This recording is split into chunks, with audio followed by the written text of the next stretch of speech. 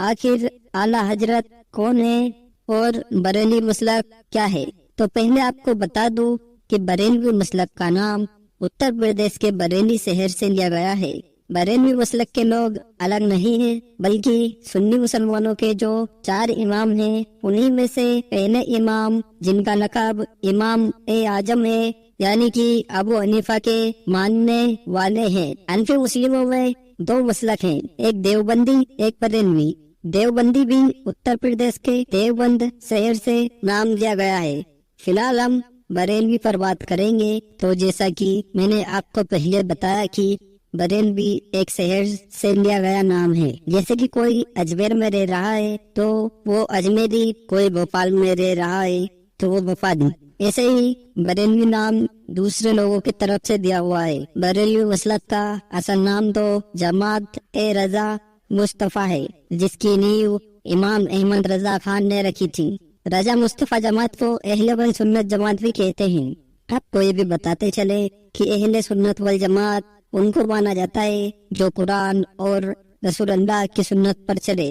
सिया मुसलमानों से अपने आप को अलग करने के लिए अहले सुन्नत वल जमात नाम दिया गया है। सिया और सुन्नी मुसलमान में बहुत ज्यादा दूरियां हैं। सिया मुसलमान सुन्नी मुसलमान को अहले बैत का गद्दार बताता है, तो वहीं सुन्नी मुसलमान सिया तबके को सहाबा का गुस्ताख बताता है। देवबंदी, बरेलवी अहले हदीस और सनफी लोग अहले सुन्नत वल जमात के लोग माने जाते हैं। बरेलवी नाम की वजह यह है कि इस मसलक के इमाम अहमद रजा खान यानी कि आला हजरत, जिनका जन्म 14 जून 1856 को बरेली शहर में हुआ था। आपको बता दें कि आला हजरत भी लोगों का दिया हुआ नाम ही है, जो कि आज उनको आला हजरत से पहचाना जाता है और उनके मसलक को बरेलवी नाम से।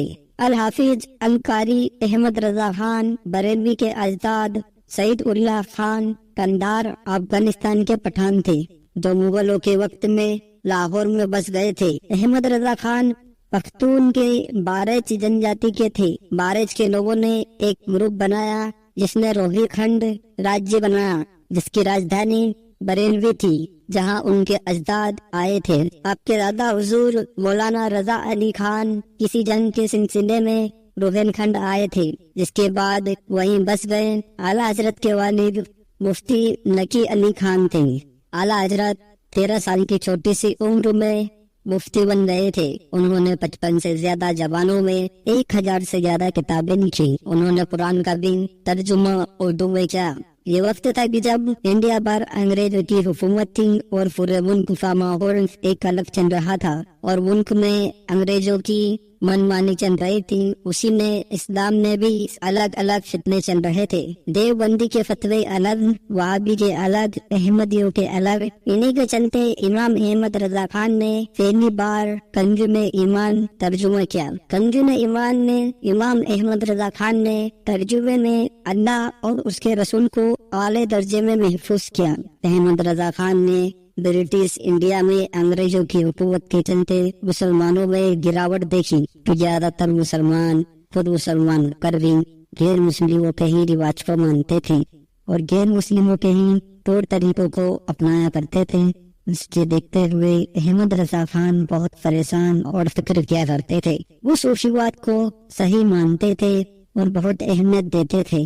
साथ ही देवबंदी, वहाबी, अहमदियों के फतवे से भी वो राजी नहीं थे। देवबंदी, वहाबियों और हमीदियों के जवाब में सऊदी अरब के 33 उलमा और एशिया के 268 सुन्नी उलमाओं के मशवरे और राय से किताब लिखी, जिसका नाम था हुसाम अल हरमैन। यानी कि उन्होंने देवबंदी, वहाबी और अहमदियों के मसलक को शुरू करने वालों पर से लिखी किताब को नाम दिया कुफ्र और झूठ के गले में हरम शरीफ की तलवार। फतावाए रजाविया है भी उन्हीं की लिखी किताब है, जो कि 12,000 पेज की है, जिसके अंदर तिजारत, जंग से लेकर रोज की जिंदगी में आने वाली हर दिक्कत का इस्लामिक हल है।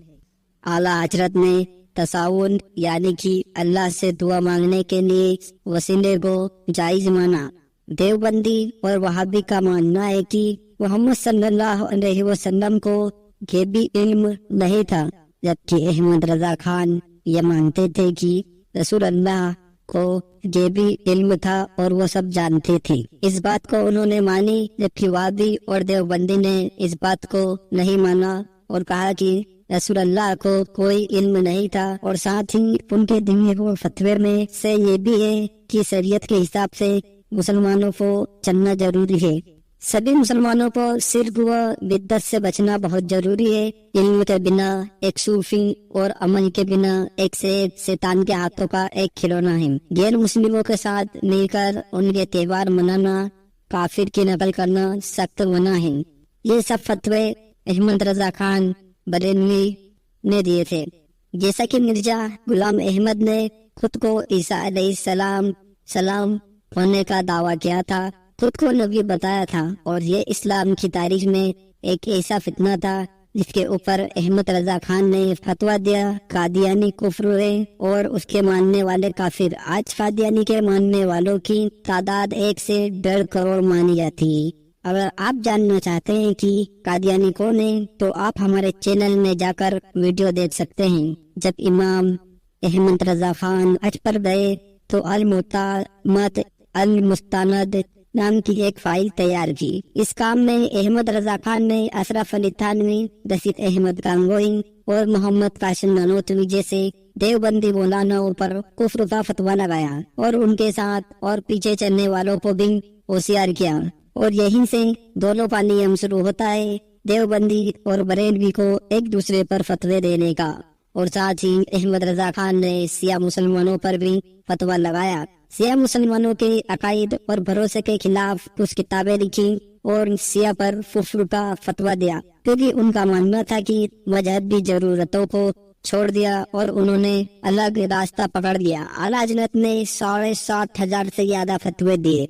اعلیٰ حضرت کے سب سے مشہور فتووں میں کرنسی یعنی کہ نوٹ، جن کو آج ہم اپنے دیش میں روپے کے روپ میں استعمال کرتے ہیں، اسی کاغذ کے نوٹ پر انہوں نے فتویٰ دیا تھا جو ودیش میں لکھا گیا تھا۔ سونے چاندی کی بربادی کو روکنے کے لیے 14ویں صدی میں کاغذی نوٹ شروع ہو گئے تھے، لیکن لوگوں نے اسے نوٹ ماننے سے انکار کر دیا تھا، جس سے کہ اسلامی دنیا کے کئی حصے میں بحث چھڑ گئی تھی، تو کچھ علماؤں نے حکومت کی صنعت قرار دیا۔ اس دوران فاضل بریلوی اعلیٰ حضرت حج کے لیے تشریف لے گئے۔ حج کے دوران 1905 میں مفتی مکہ سے صالح کمال کی فرمائش پر اعلیٰ حضرت نے کاغذی کرنسی کو جائز ٹھہراتے ہوئے فتویٰ دیا تھا۔ فاضل بریلوی امام احمد رضا خان نے انگریزوں کے خلاف کئی فتوے جاری کیے۔ ان کے فتووں کے اثر سے برٹش حکومت تلملا اٹھی تھی۔ یہی وجہ تھی کہ برٹش سرکار کے بڑے ادھیکاری ان سے نفرت کیا کرتے تھے، یہاں تک کہ اعلیٰ حضرت نے انگریزوں کے خلاف جہاد کا اعلان کر دیا تھا۔ انہوں نے مسلمانوں کو انگریزوں کے ہونے والے تماشوں اور کسی بھی اعلان میں جانے پر منع کیا۔ وہ مسلمانوں کو کسی بھی پروگرام میں جانے سے روکتے تھے۔ آپ بریلوی کے محلہ جسولی میں اپنی حویلی میں رہا کرتے تھے۔ اسی دور کی بنی حویلی میں اعلیٰ حضرت رہتے اور اسی حویلی میں ان کے گھوڑے بندے رہتے تھے۔ اعلیٰ حضرت ان گھوڑوں کو جنگ آزادی کی لڑائی لڑنے والوں یعنی کہ آزادی کے دیوانوں کو دے دیتے تھے۔ اسی حویلی میں یہ آزادی کے دیوانے ٹھہرا بھی کرتے تھے۔ اعلیٰ حضرت کو انگریزوں سے اتنی نفرت تھی کہ وہ جب بھی خط کتابت کرتے تو اس پر چپکانے والے ٹکٹ کو کبھی سیدھا نہیں چپکاتے۔ اس کی وجہ تھی ٹکٹ پر چھپی وکٹوریہ کی فوٹو۔ آپ برٹش حکومت کا اپمان کرنے کے لیے ایسا کیا کرتے تھے۔ یہ بات جب اس دور کے جنرل ہیسٹنگ کو معلوم ہوئی تو وہ آگ ببولا ہو گیا۔ اس نے اعلیٰ حضرت کا سر قلم کرنے پر 500 روپے کا انعام رکھا۔ 28 اکتوبر 1921 کو 65 سال کی زندگی میں آپ دنیا سے رخصت ہوئے، جن کو بریلی میں دفنایا گیا، جس کو آج دنیا درگاہ اعلیٰ حضرت کے نام سے پہچانتی ہے۔ ان کے نام سے ٹرین بھی چلتی ہے۔ بریلوی لوگ اپنے آپ کو اہل سنت والجماعت کہتے ہیں اور بریلیوں کے مسلک کو محمد صلی اللہ علیہ وسلم کا اصلی دین بتاتے ہیں اور خود کو سنی مسلمان کہتے ہیں۔ آج کے دور میں بریلیوں کی تعداد 20 کروڑ ہے، جو کہ انڈیا، پاکستان سمیت بہت دیشوں میں پھیلی ہوئی ہے۔ قصہ امام احمد رضا، اس کتاب میں امام احمد رضا نے اپنی پوری زندگی کے بارے میں بتایا ہے۔ اس کتاب کو پڑھ کر کوئی بھی امام احمد رضا خان کی زندگی کے بارے میں جان سکتا ہے اور ان کی زندگی سے سیکھ سکتا ہے۔ ان سبھی کتابوں میں اعلیٰ حضرت نے اسلام سے متعلق بہت سی جانکاری شیئر کی ہے۔ ان کتابوں کو پڑھ کر کوئی اسلام کے بارے میں بہت کچھ جان سکتا ہے۔ ویڈیو میں دی گئی جانکاری ویکیپیڈیا اور ویب سائٹ اعلیٰ حضرت سے دی گئی ہے۔ ہم نے کسی کو اچھا یا برا یا غلط بتانے کے لیے ویڈیو کو نہیں بنانا ہے۔ ہمارا چینل ایک ہسٹری کا چینل ہے۔ ہم نے ریسرچ میں پائی، ہم نے آپ کے سامنے پیش کی۔ فی الحال ویڈیو کو یہیں ختم کرتے ہیں۔ اگر آپ کو ویڈیو پسند آیا ہو تو ویڈیو کو لائک کر کے